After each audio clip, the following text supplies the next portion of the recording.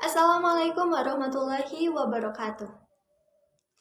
Alhamdulillahirabbil alamin wa bihi nasta'inu ala umuri dunya waddin wassalatu wassalamu ala asrofil anbiya'i wal mursalin sayyidina wa maulana Muhammadin wa ala alihi wa sahbihi ajmain amma ba'du.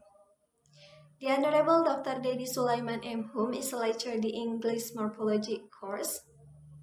The Honorable Head of Class F and all my dear friends. First of all, let us say praise and gratitude to Allah Subhanahu wa Ta'ala. Because of His grace, we can gather on this occasion. Salawat and salam we always poured out to the Prophet Muhammad Sallallahu Alaihi Wasallam. Ladies and gentlemen, allow me to introduce myself and my partners. I'm Siti Nurhasanah and my partners are Silvih, Melani Yasinta, and Yasinta Sahla Ramadani. We are from the 10th group.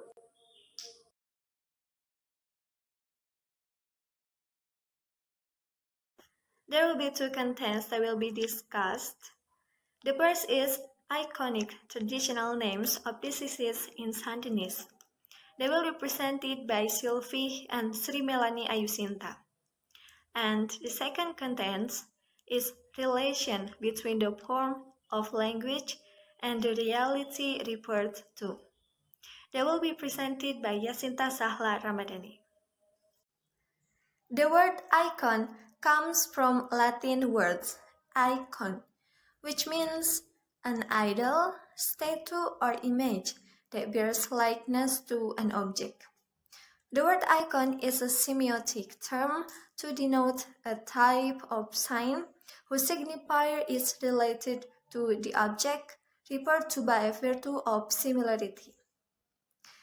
To designate the characteristic of icon, the terms iconic or transparent are used, and the quality of being iconic is termed iconicity. So, what is iconicity? Iconicity is the similarity or analogy contained in a sign with the meaning it refers to. With regard to icon, the words resemble or imitate do not necessarily mean that the linguistic form and the reality referred to should be totally identical. An icon tends to reduce and simplify the reality it denotes. For language, in fact, is the result of the user's creativity in portraying a reality. Language is not more copy of reality. For instance, iconic traditional names of diseases in Sundanese, such as Hileden, Kotoken, Batuk Bangkong, and so on. These diseases are iconic. Hileden, for example, is iconic because it is a disease marked by the swelling of the fingers or toes. The fingers or toes of a person suffering from this disease become so large that they look like caterpillars healed. Thus the name Hileden is not arbitrary but iconic, because there is a relation of likeness between the name of the disease and the reality it refers to. And then Kotoken is also an iconic name of disease, because a person suffering from it loses his or her visual ability, a symptom that reminds one of kotok or chickens, which lose their vision at night or in a dark environment. Furthermore, the disease called Batuk Bangkong is suffered by a person showing a symptom of dry cough without mucus excretion.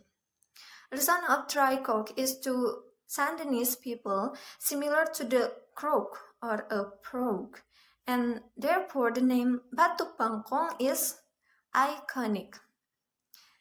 It can be concluded from the examples above that names of diseases in Sundanese are either arbitrary or iconic.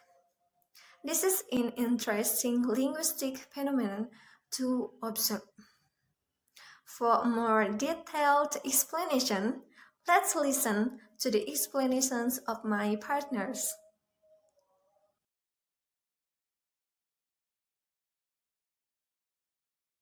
Assalamualaikum warahmatullahi wabarakatuh.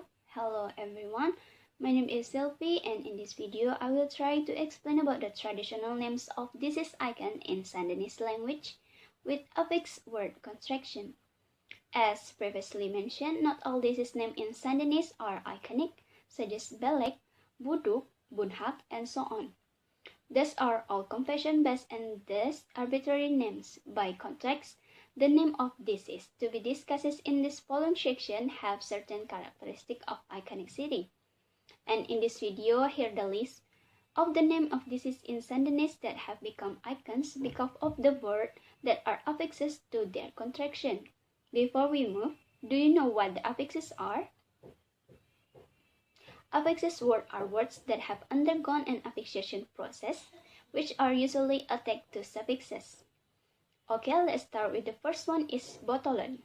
Botolan is a condition where a part of the sole of the foot protrudes in such a way what it look like a bottle or bottle. And this word is consists of two morphemes.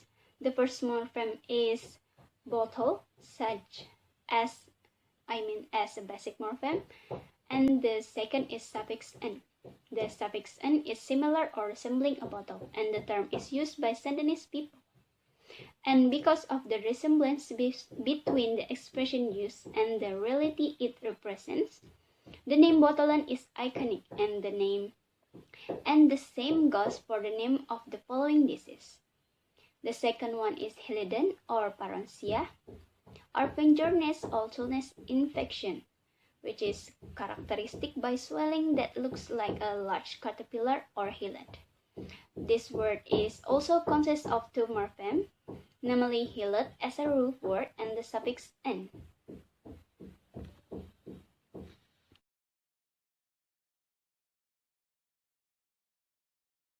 Third one is jinjingan.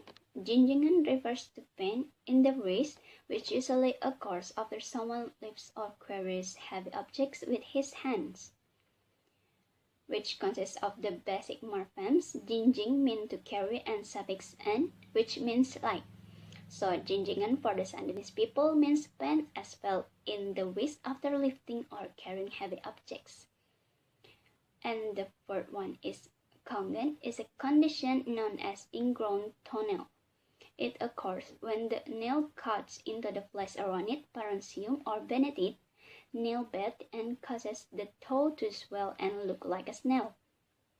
This word consists of keong as a basic morpheme and the suffix n, which again means looking like or resembling. And the fifth one is kaasen. Kaasen is a dental disease where the condition of the teeth becomes black, which is likened to the color of kaas, unripe banana sap. This word consists of kaas as the basic morpheme and suffix n. And the sixth one is kotokan. Kotokan is refers to a state where a person's vision deteriorates during night time or low light, so a person suffering from kotokan is unable to see clearly. And this word also consists of two morphemes, katek, kotok as the basic morpheme and suffix n. Next is Rheumhasen is a skin disease caused by the shape of rheumhas, a type of wood which will burn when in contact with the skin. And this word consists of two morphemes, namely the basic morpheme rheumhas and the suffix n. So Rheumhasen is the name denotes the condition when the skin becomes burned or cracked because of the shape of rheumhas. And next, Jengkelan is the Sundanese name for the sanguinary condition characteristic by painful urination that appears as a result of eating too much jengkol.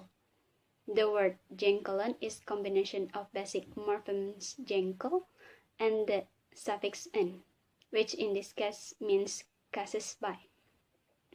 And the next is like jengkelan Petean is refers to the condition when one feels pain during urination after he or she has eaten too much pete. Because this word reference relationship, Petean is included as a disease icon name. I think that's all that I can explain. I'm sorry if there are mistakes, especially when I'm mentioning the name of disease in Sundanese language. I hope you understand because I'm not Sundanese. Thank you for your attention. And wassalamualaikum warahmatullahi wabarakatuh. Assalamualaikum warahmatullahi wabarakatuh. Hello everyone, my name is Melani Yasinta. I will continue the discussion, my friend, about names of diseases with a fixed word contraction. The first, I will explain about cacingan. Cacingan is the name of a stomach disease caused by intestinal worm infection. The word cacingan itself consists of the basic morpheme cacing, which means worm, and suffix "an," which means caused by. The name cacingan is used by Sundanese people to refer to digestive diseases caused by worm infection. The second is usapan. Usapan is a kind of throat disease marked with a sore throat that feels as if it were impaled or snatched by an usap, means fish hook. The word usapan consists of two morphemes, namely the basic morpheme and the morpheme "an" as a suffix. The "an" suffix in usapan means feeling as if.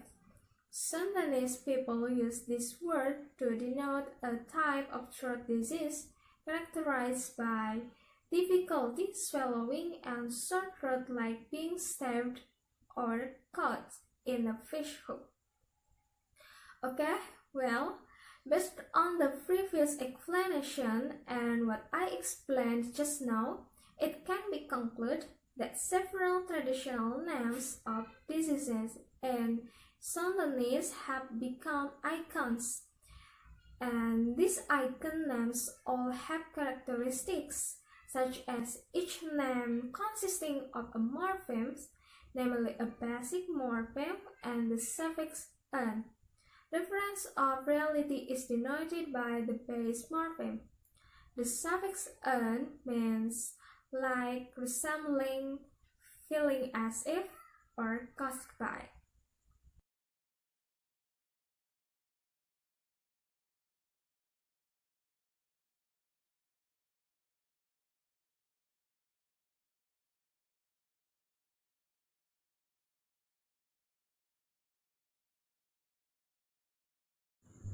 After previously discussing names of diseases with a fixed word contraction, the next discussion is names of diseases with a phrase contraction, and in these discussions there are 7 names that will be discussed. And then the expressions used in the names of disease in Sundanese usually consist of 2 words. The first is mata iwakan.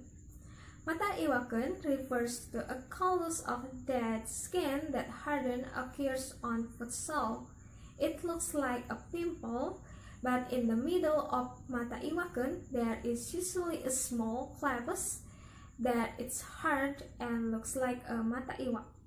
Mata means eye and iwak means fish. The phrase mata iwakan consists of 2 words, mata and iwakan. The word iwakan is composed of 2 morphemes, namely iwaks, which mean fish, as the basic morpheme, and the suffix "an."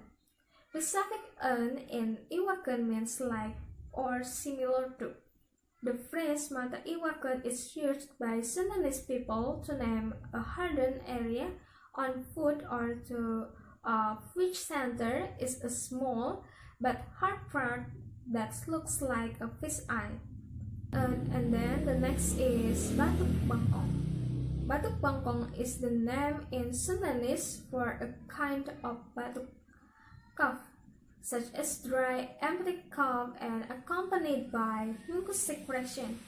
Because the nature of the cough, the sound it produces is imitated onomatopoeically as kong, which is also the second syllable of the word bangkong, which means frog.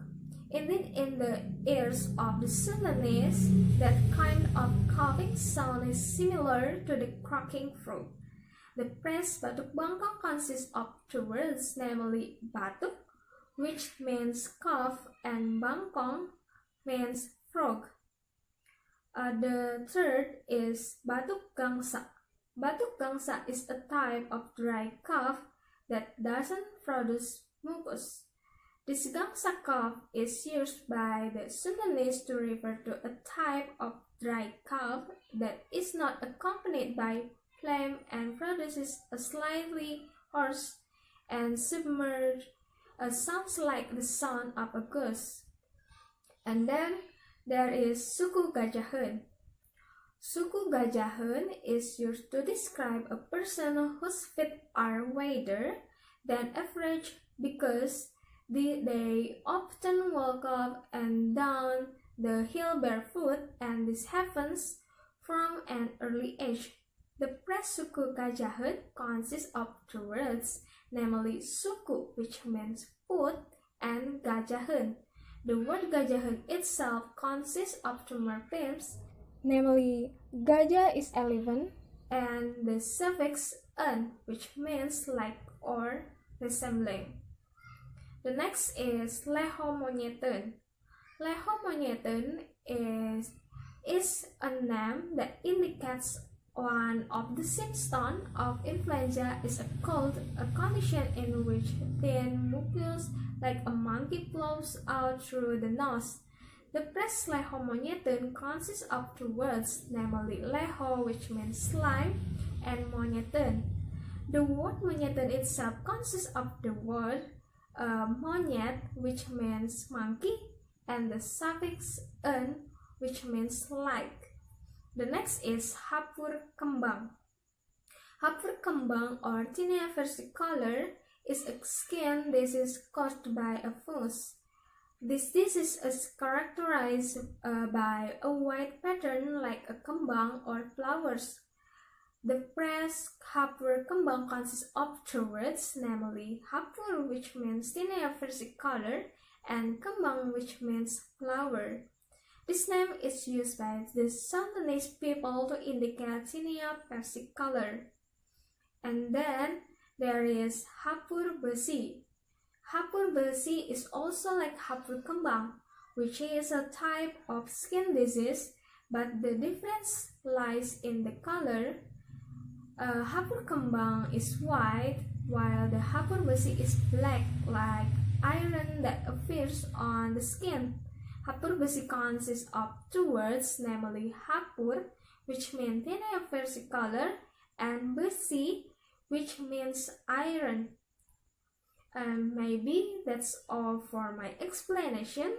Hopefully it's useful. Thank you and see you soon.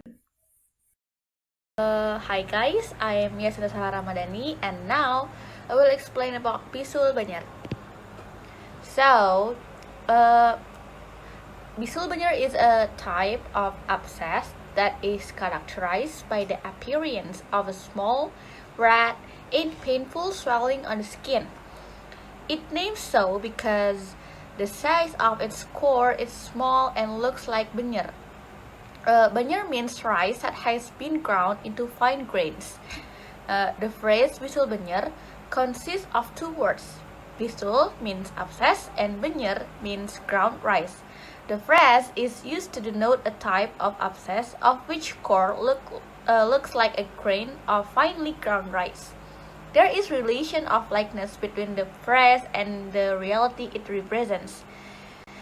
It can be concluded from the analysis above that. First, each of the names of diseases belonging to the second group consists of two words. Second, the first and second word are related by virtue of likeness. Third, the referent or reality referred to is expressed by the second word. And the last, Because the referent or reality is expressed by the second word, it can also be concluded that the second word modifies the first.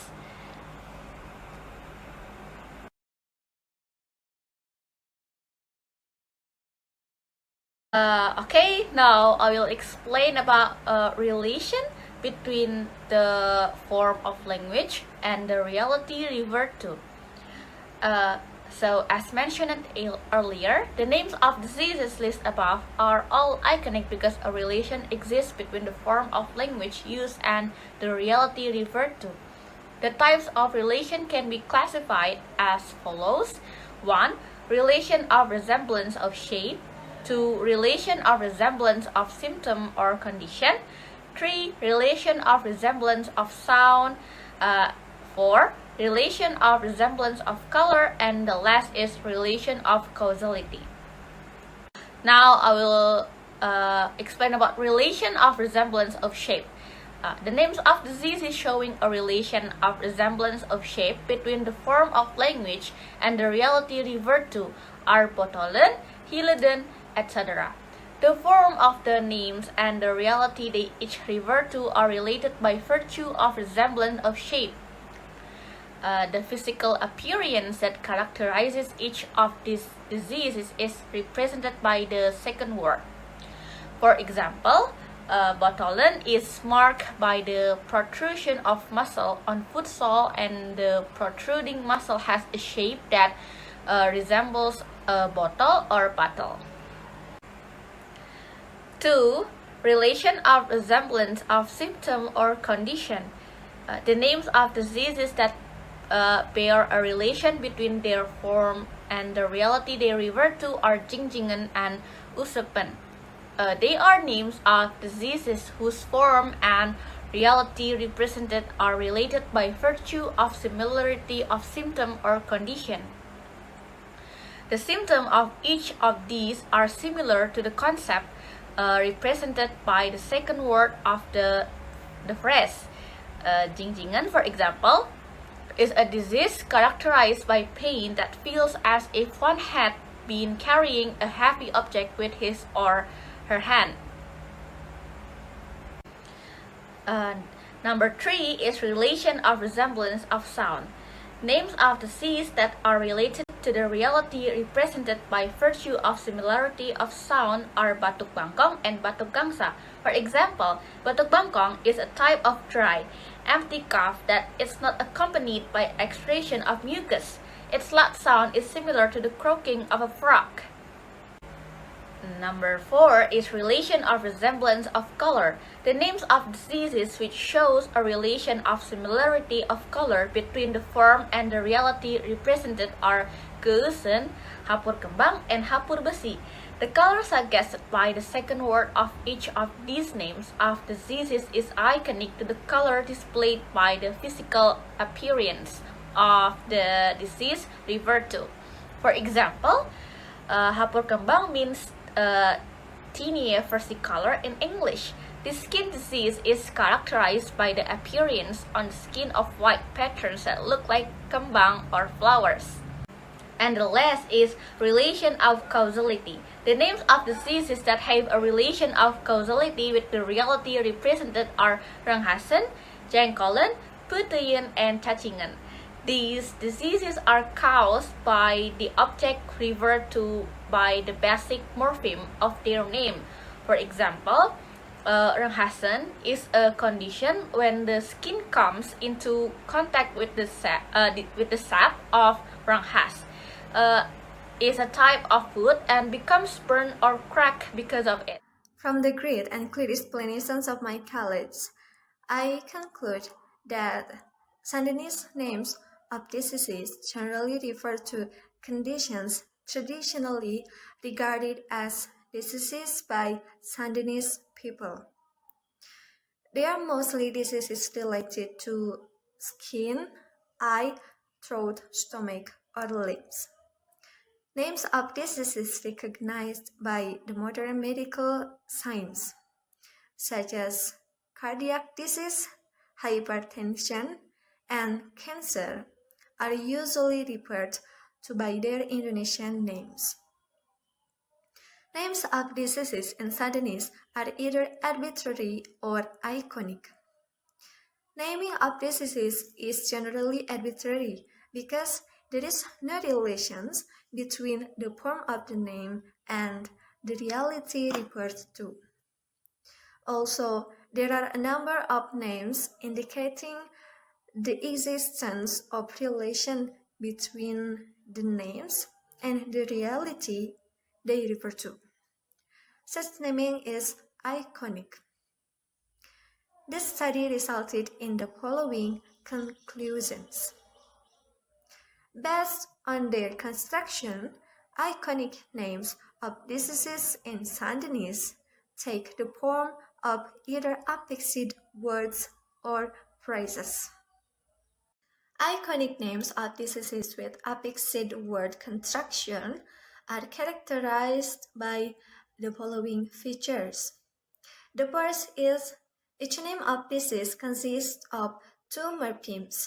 It is a basic morpheme and the suffix "-n". The second is the referred or reality referred to is the stem or basic form of the name. And the last is the suffix "-n" means like, resembling, similar to, or caused by. And then, names of diseases with phrase construction are characterized by the following features. The first is each name consists of two words. The second is the first and the second words are related by virtue of likeness. And the third is the referent of reality is referred to by the second word. Because the reference of reality is expressed by the second word, it can also be concluded that the second word of the phrase modifies the first. The relations between the form of language used and the reality referred to can be categorized as follows. The first is relation of similarity of shape. The second is relation of similarity of symptom or conditions. And then relations of similarity of sound. And then the fourth is relation of similarity of color. And the last is relation of causality. Well, ladies and gentlemen, maybe that's all from us. Hopefully it's useful. Sorry for making fault and thanks for your attention. Wassalamualaikum warahmatullahi wabarakatuh.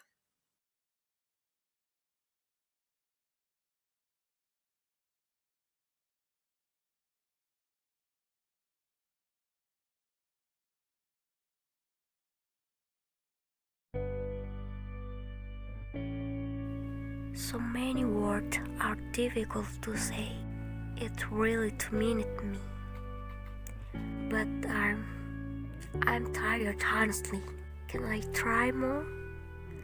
Even stronger. I can do it alone. What are you having for?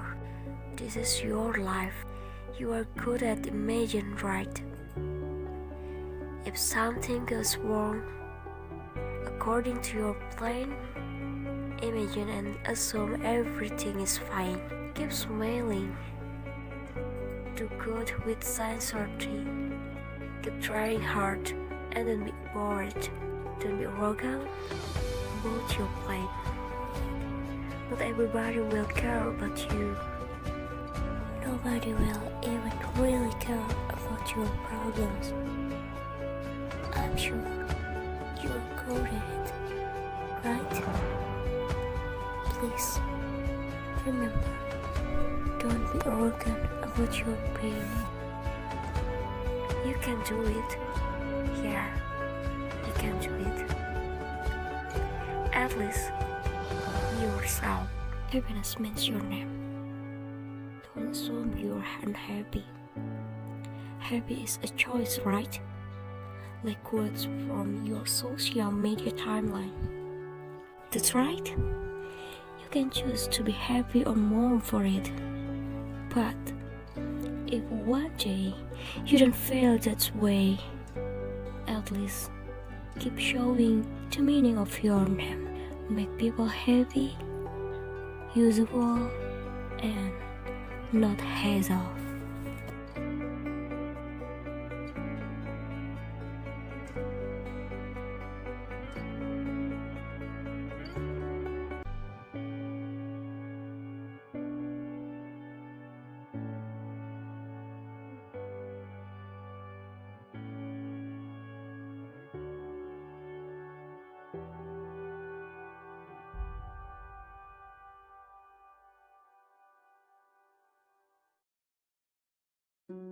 This is the story of Cinderella.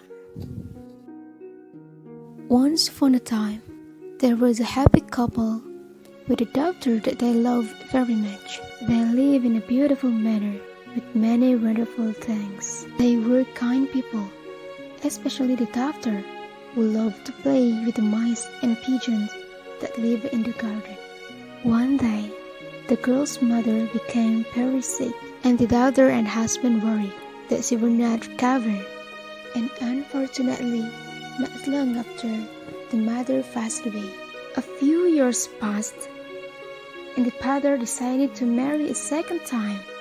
And his new wife was selfish and cruel. She came to live in the beautiful manor with her two daughters, who were vain, greedy, and secretly picked their noses, jealous of her husband's kind and gentle daughter. The stepsisters made her wear a simple peasant's dress and had her work night and day. The stepsisters mocked her. You always look like you're covered in ash. We'll call you Cinderella.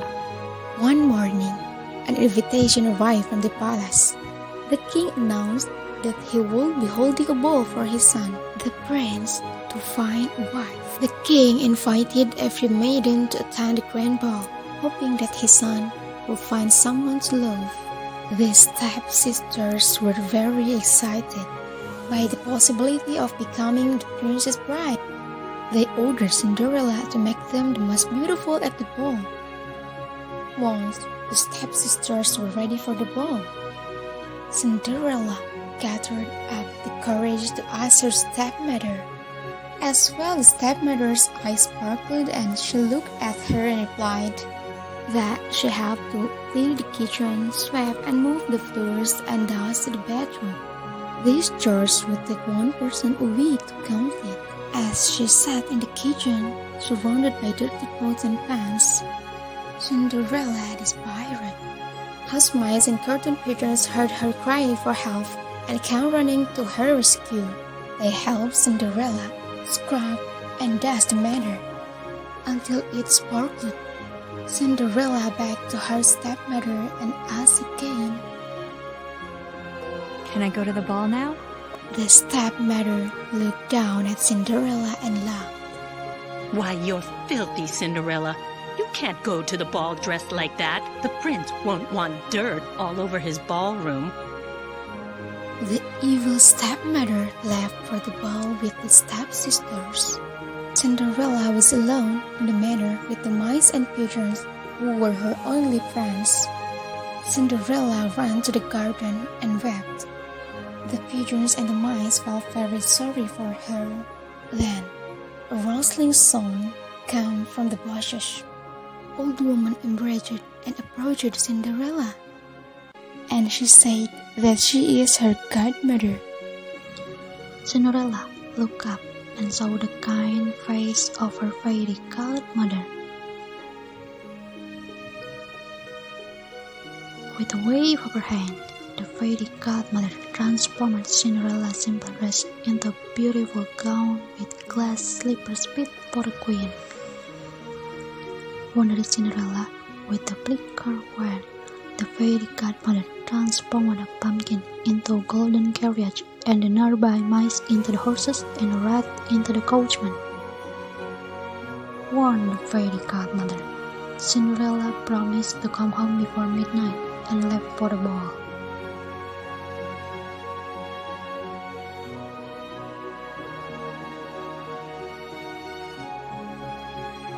Cinderella arrived at the ball, and all the guests wondered who this beautiful princess was.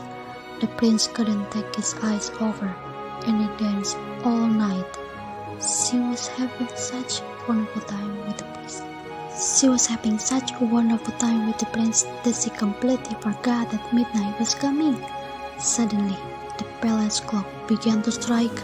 Bong, bong.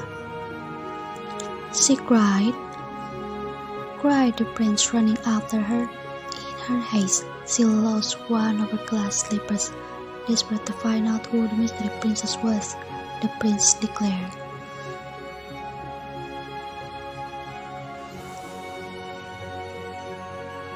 girl after girl tried on the slipper, but with no success. Finally, the prince arrived at Cinderella's house. Anastasia and Drusilla rammed their feet into the slipper, but it was clearly the wrong size. The prince despaired. He asked the stepsister and looked at the stepmother nervously. Said the stepmother, ordered the prince. Cinderella was sweeping the kitchen when the prince pulled off the glass slipper and sat in front of Cinderella. Her delicate foot fit perfectly,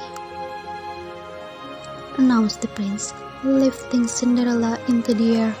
All the mice and birds rejoicing their love. And the next morning, the prince married Cinderella